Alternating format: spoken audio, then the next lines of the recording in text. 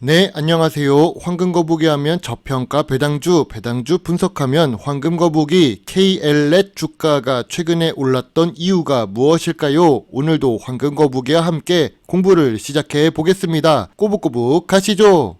KLNet입니다. 이름을 들으면 온라인 기업 같아 보이지만 무역 IT 서비스와 관련이 있습니다. 황금거북이가 좋아하는 배당 주식이고 시가총액은 1000억 이하의 소형 주식입니다. 다만 이 주식은 최근에 주가가 상승한 부분이 있는데요. 오늘은 이 부분을 보면서 주식 공부를 해볼까 합니다.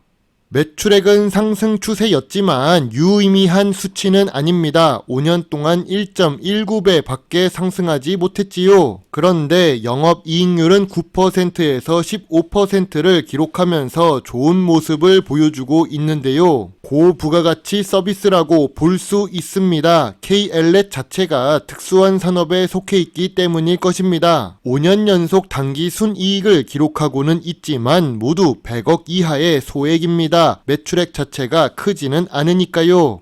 최근 재무제표를 보겠습니다. 2022년의 매출액은 503억입니다. 2023년에 매출액이 503억보다 좋아야 상승했다고 볼 수 있겠지요. 지금까지 KLNet은 3분기 누적 매출액이 372억입니다. 4분기에 131억 이상을 달성한다면 매출이 성장했다고 볼 수 있습니다. 하지만 지금까지의 분기 재무제표를 보면 조금은 아슬아슬해 보이는데요. 그래서 최근 분기 매출액은 보합 추세라고 보겠습니다. 그래도 최근 모든 분기에 영업이익과 단기 순이익을 기록하고는 있는데요. 전년 동기 대비 2023년 3분기에 매출과 영업이익이 상승했습니다. 만약 KLNet의 주가가 최근에 상승했다면 작년 동기 대비해서 매출액이 상승했기 때문일 것입니다. 주가는 실적을 따라가게 되어 있거든요. 매출액도 상승했고 영업이익도 상승했고 단기 순이익도 상승했으니까 주가가 상승할 요건을 일부 갖추었습니다.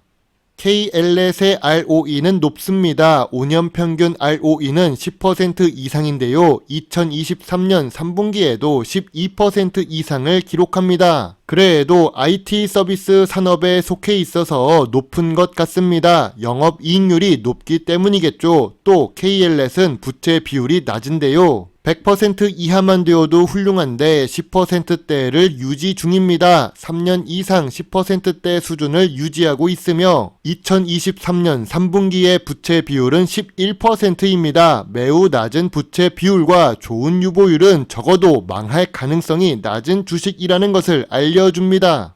작년 3분기 대비 매출액과 영업이익, 단기 순이익이 모두 상승했습니다. 주가를 보더라도 길고 긴 하락 추세가 끝나고 횡보 구간에 진입했다가 상승 전환된 것이 아닌가 싶은데요. 혹시 모든 게 우연일까요? 황금거북이는 2023년 9월 19일에 강남 사옥도 있고 배당도 상승하는 안전한 배당 주식이라는 이름으로 KLNet을 분석했습니다. 시장에 관심을 받은 직후에 분석 영상을 올렸는데요. 이 당시에 어떤 투자 의견을 제시했을까요? 참고로 2023년 9월 19일의 주가는 2,600원입니다. 황금거북이는 저점 구간도 아니고 저평가 구간도 아니라고 했습니다. 지난 5년 동안 KLNet은 2,300원부터 3,300원 사이를 움직이는 주가라고 이야기를 했지요. 저평가 구간은 2,300원부터 2,500원 사이라고 이야기를 했는데요. 2,600원은 아니라고 보았습니다.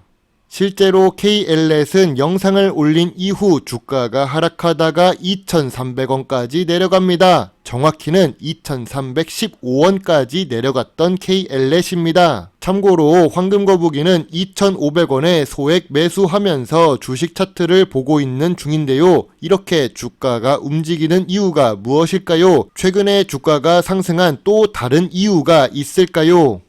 2023년 11월 28일 52주 최저가를 기록하는 CJ 대한통운을 보겠습니다. 갑자기 왜 대한통운을 분석할까요? 대한통운은 대한민국을 대표하는 운송 서비스 관련 대장 주식이기 때문입니다. 황금거북이가 좋아하는 배당 주식이고 황금거북이와 엄마거북이도 보유한 종목이지요. 52주 최고가를 기록해서 자랑하려고 올린 것은 아닙니다. 이전 영상에서 황금거북이는 마지막에 이렇게 이야기를 했습니다. KLS는 해상물류 운송산업이 상승해야지 반등할 수 있는 조건이 있다고 말했지요. 혹시 대한통운이 상승해서 그런 걸까요? 최근에 대한통운은 해외 직구 관련 매출의 증가로 주가가 상승합니다. 중국의 알리바바 택배 물량도 증가를 했지요. 주식 차트를 보면 KLS 상승 시기와 비교할 수 있도록 화살표를 표시해 두었습니다. 특히 최근에 주가 상승이 눈에 보입니다. 같은 기간 KLS의 빨간 화살표입니다. 해상물류 운송산업이 상승해야 반등할 수 있다고 했는데 정말로 그런 걸까요? 따지고 보면 CJ 대한통운 같은 경우 완전히 해상물류만 담당하는 회사가 아니라고 할 수 있습니다. 동일 기간 HMM의 주가는 완전히 상승 추세가 아니라고 말하시는 분들도 계실 겁니다. 저 역시 이 부분에 대해서 동의합니다. CJ 대한통운이 상승해서 KLS이 상승했다고 연관짓는 것은 반박의 위험이 있지요. 다만 HMM 같은 경우에도 비슷한 시기에 주가가 상승하기도 했지만 매각 이슈 때문에 주가가 계속 상승하기 어려운 부분이 있습니다. 경영권 분쟁이 있기 때문이죠.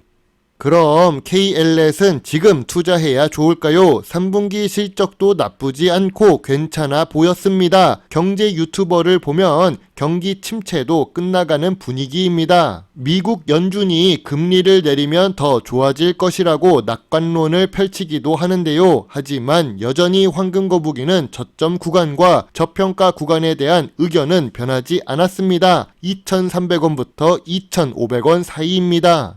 왜냐면 KLS 같은 경우 좋은 재무제표, 좋은 재무 안정성, 높은 ROE를 기록하고 있지만 산업 자체가 특수합니다. 시가총액도 낮고 거래량도 낮고 내수 위주로 사업을 하고 있어서 ROE는 높지만 미래 성장성이 높다고 볼 수는 없습니다. 악어와 악어새 같은 의존 산업입니다. 최근의 주가 상승은 해상물류 산업 주가의 상승과 CJ 대한통운 주가가 급등해서 동반 상승한 것이라고 생각합니다. 좋은 주식은 저평가 구간에 매수해야 좋습니다. 제가 영상을 너무 늦게 올린 것 같아서 미안합니다.